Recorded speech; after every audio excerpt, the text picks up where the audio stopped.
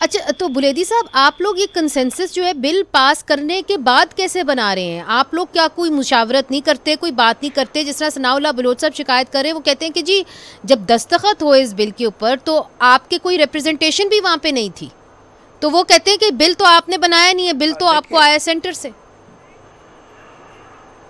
देखिए, सनाउल्लाह बलूच साहब की जो है उनकी मौक़िफ़ का मैं एहतराम करता हूँ, लेकिन वो बिल्कुल दुरुस्त नहीं फरमा रहे हैं। जब ये बिल असेंबली में आया था तो उस वक्त अपोजिशन जमातों ने ये कहा कि जी इस पे जो है इसको कमेटी भेज दें। तो सीएम साहब ने, चूँकि इस अहम बिल था, तो उसने तमाम जमातों को मदऊ किया सीएम सेक्रेटरीट में, जिसमें तकरीबन सारे जमातों के नुमाइंदगान वहाँ पर मौजूद थे। इस पर जो है तफसीली जो है गुफ्तगू हुई। इसके बाद जो है इस कमेटी में इस बिल को भेजा गया। कमेटी ने जाके वहाँ पे, चूँकि कमेटी का जो चेयरमैन है वो जेवाई के पास है, तो ज़ाबित रिकी साहब ने इस कमेटी को हेड किया था। वहाँ पे नेशनल पार्टी की भी नुमाइंदगी थी, वहाँ पे बाकी जमातों की भी नुमाइंदगी थी। इन्होंने सेरासल बहस करके ही असम्बली में उसको ले आए, और वहाँ पे एक भी MPA ने इस पर कोई एतराज़ नहीं किया। चूँकि पहले वो सीएम सेक्रेटरीट में भी इस पर तफसीलन गुफ्तगू हुई थी, इसके बाद जो कमेटी ने भी इस पर गुफ्तगू की। अच्छा। तो फिर जाके असम्बली से मंजूर हुआ।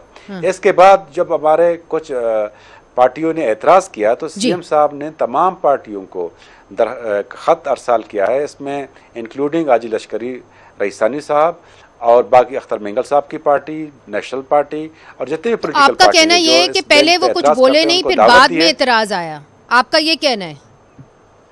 जी बिल्कुल। बिल्कुल नहीं बोले। अब वो उनको दावत दी है कि जो भी उनके खदशात हैं आए हमारे साथ बैठें, डायलॉग करें। जो ये मेरा ख्याल है चाहते हैं, ये कोई कुरानी सहीफा नहीं है, ये जी बिल है, उसको हम इम्प्रूव कर सकते हैं। अच्छा बुलेदी साहब, अगर ये आपने जो बात कही है बड़े अहम है। सनाउल्लाह बलोच साहब, आप लोगों ने पहले कोई इतराज़ नहीं किया और फिर बाद में आप इतराज़ करें, इसकी क्या वजह है? मुनीज़ा साहिबा, अगर आप यहाँ पर अपने कुलीग्स के जरिए से निकलवा दें, असम्बली का इजलास मार्च में हुआ, 2 दिन के अंदर मिनिस्टर जो है, जो एक डमी किस्म का माइंस एंड मिनरल का मिनिस्टर है, उसने खड़े होकर कहा इस बिल को जल्दी से पास करना है। ये उन्होंने कोई 11 मार्च को मूव किया, और विद इन अ डे, उससे पहले अगर इंडिविजुअल 1-2 कंसल्टेशन हुई हैं, अपमा जो है all Pakistan mines and mineral association से इन्होंने कुछ नेगोशिएशन मीटिंग्स की, उनके जो सिफारिशात थे वो इसमें इनकॉर्पोरेट नहीं किए।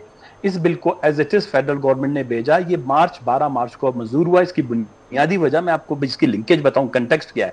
कंटेक्स्ट ये है कि अप्रैल में जो है वो बहुत बड़ी मिनरल इन्वेस्टमेंट फोरम होने जा रहा था इस्लामाबाद में, जो SIFC के तहत, जिसमें आसिम मुनीर साहब खुद शरीक थे। दरअसल में वो चाहते थे कि हम पूरी दुनिया को ये बताएं कि जो बलोचिस्तान के अंदर मिनरल्स हैं वो फेडरल गवर्नमेंट के पास हैं। लिहाजा फेडरल गवर्नमेंट अगर आपको कोई कमिटमेंट कर रहा है, आपके साथ कोई बात कर रहा है, that means we own Balochistan.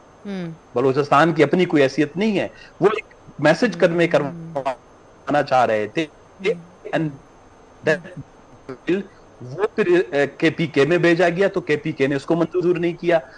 अब सिंध, आप अंदाजा करें, पंजाब तो ऐसे 3 सूबे हैं, 2 सूबे तो सिंध और Punjab. Balochistan is the only province इस वक्त जिसमें ये माइंस एंड मिनरल्स का हुआ। बलूचिस्तान में सिर्फ ये नहीं हुआ है, बलूचिस्तान में 1.5 सालों में बलूचिस्तान के कुदरती वसाइल के हवाले से जो डाकाजनी हुई है, वो फरवरी 2025 में पाकिस्तान पेट्रोलियम लिमिटेड, जिसकी बुनियाद पर नवाब अकबर खान बुगटी की शहादत हुई। बलूचिस्तान के ये 30 साल से 20 साल से जो तनाजा है, ये इसकी बुनियाद वहीं से पड़ी कि PPL को, गवर्नमेंट ऑफ बलूचिस्तान को दे दिया जाए। बलूचिस्तान की गैस, कॉन्स्टिट्यूशन के आर्टिकल जो हमारा 153 के तहत इसकी गैस ये हमें मिलनी चाहिए। तो ये तमाम चीजें थी, वो वहां कौड़ियों के दाम PPL को दे दी गई। इंसदाद दहशतगर्दी का बिल पास कर दिया गया, जो ड्रैकोनियन लॉज हैं, जिसमें कंसंट्रेशन कैंप का मिसाल दी गई है।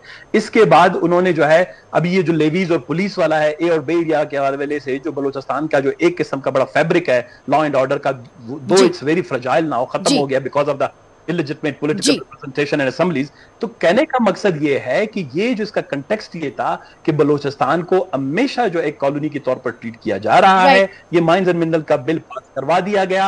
मिनरल इन्वेस्टमेंट फोरम में जो कमिटमेंट्स हुई, आज आप देख रहे हैं यूनाइटेड स्टेट स्ट्रेटेजिक जो मेटल्स है, उसको $500 मिलियन की जो डील साइन हुई, हम इनके हक में है। पूरी दुनिया आए बलूचिस्तान के कुदरती वसाइल से फायदा ले, लेकिन बलूचिस्तान के लोगों की लाशों पर नहीं।